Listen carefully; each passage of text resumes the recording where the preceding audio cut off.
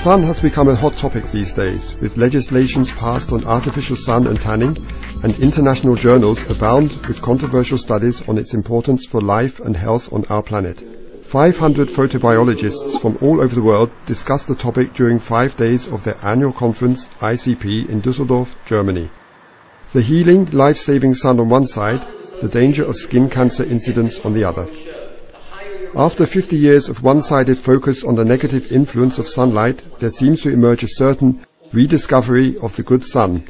The amazing flood of scientific discoveries about vitamin D and its protective and healing powers has turned the tides. Professor Michael F. Hollick from Boston University, by far the best-known researcher on sunlight and vitamin D, lectured an enthusiastic audience at the ICP conference, giving a somewhat breathless chase through the wealth of actual facts on vitamin D, the sunshine vitamin.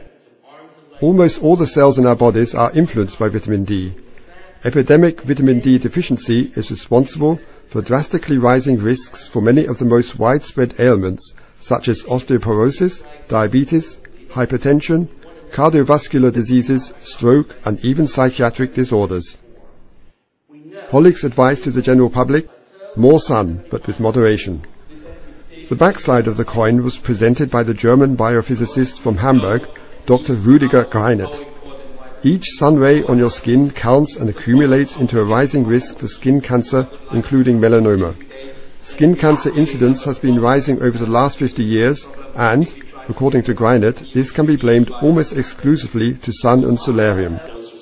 The Norwegian scientist Johan Moen pointed to the hundreds of reliable scientific studies, including many of his own, that prove that moderate sun exposition and a corresponding level of vitamin D serum in the blood not only protects against many illnesses, including many cancers, but also helps people survive cancers. Especially the warnings of many dermatologists to avoid midday sun is, in Moen's opinion, a deadly wrong advice.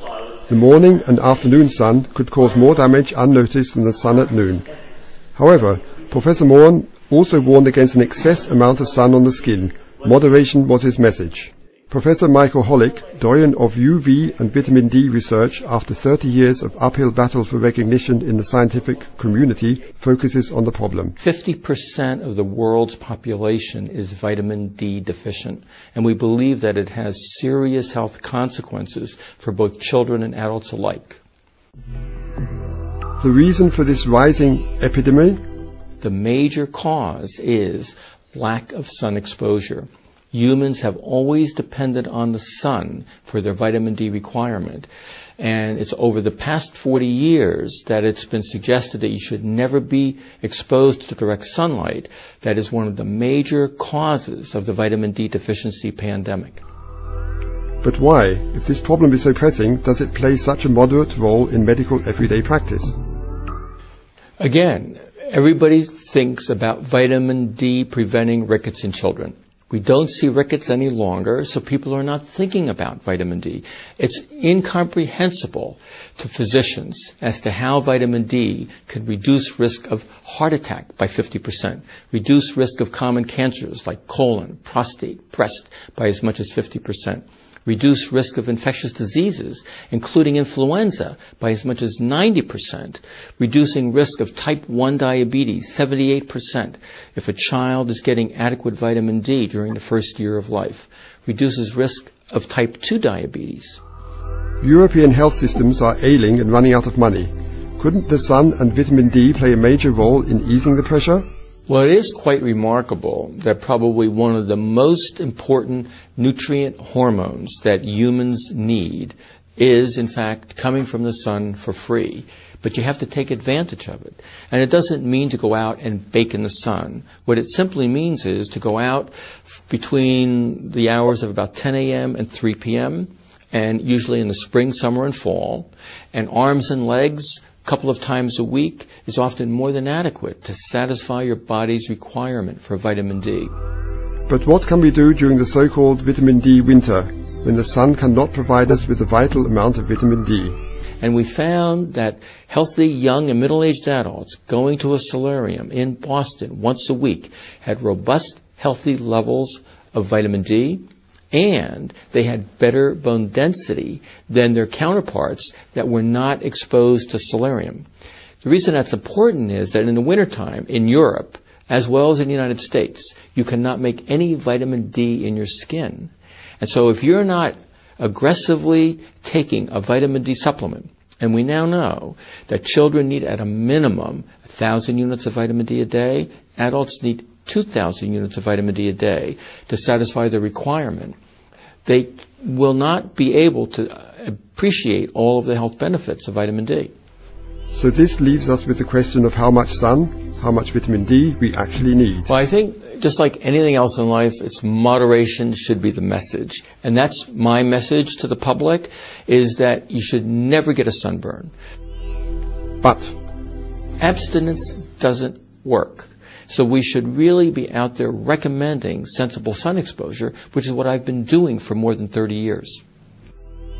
Ask for the dark side of the sun, its power to cause skin cancer, particularly melanoma, the deadliest form of skin cancer. But in my opinion, there is no credible evidence that sensible sun exposure will increase your risk of melanoma above and beyond what is the general rate of melanoma risk in the population.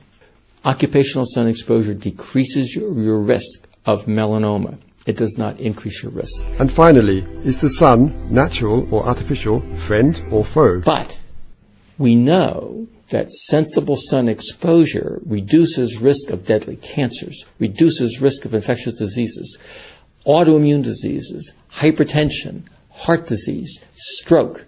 And recently it's been suggested that even dementia and schizophrenia.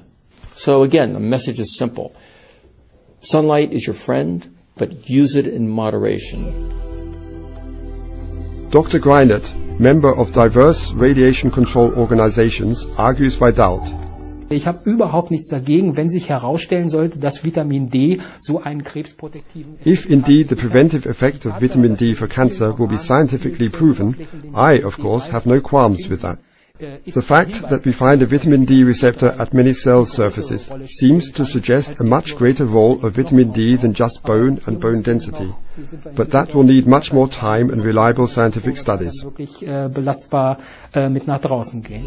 He defends himself against accusations of partisanship and one-sidedness. Wir haben wirklich nicht gesagt, also die Leute sollen noch weniger in die Sonne gehen, sondern wir haben gesagt, dass We never advise people to stay out of the sun. We tell the people to no longer expose themselves to the sun than necessary, to get all the sun the body really needs. erzielen kannst. Und das ist diese berühmte Viertelstunde oder sowas, die wir dann sagen, dann kann man draußen spazieren gehen in der Mittagssonne und dann wird man sein Vitamin D für diesen Tag dann auch schon bekommen. Professor Johann Mohn, physicist by education, offers an even stronger statement in favor of sun and solarium than his colleague, Professor Hollick. In his research, he and his colleagues discovered the life-saving capacity of the sun and vitamin D. What we have found is that about 13 of the most important internal cancers are related to the low vitamin D status. So a low vitamin D status is a risk factor for these. The sun can definitely make skin and melanomas, and it can protect against them. So it is a dual effect in a way. Because a proper sunbed, used properly in the winter, would be an absolutely good thing. I think it's good for us who originate from the equator, where you get vitamin D throughout the year. Probably people there have a flat vitamin D level, not like us, up and down with the season. I think the best for the body is to have a stable level throughout. And the way to achieve that would be to have proper sunbeds used properly in the winter. And what about sunbeds? Are they part of the problem or rather a part of the solution? Both, I think, both. Because a proper sunbed, used properly in the winter, would be absolutely good. The best for the body is to have a stable level throughout.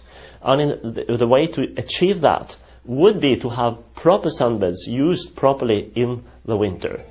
In other words, it is scientific state-of-the-art that sunbeds can contribute to maintaining an adequate vitamin D level all through the year, particularly in vitamin D winter.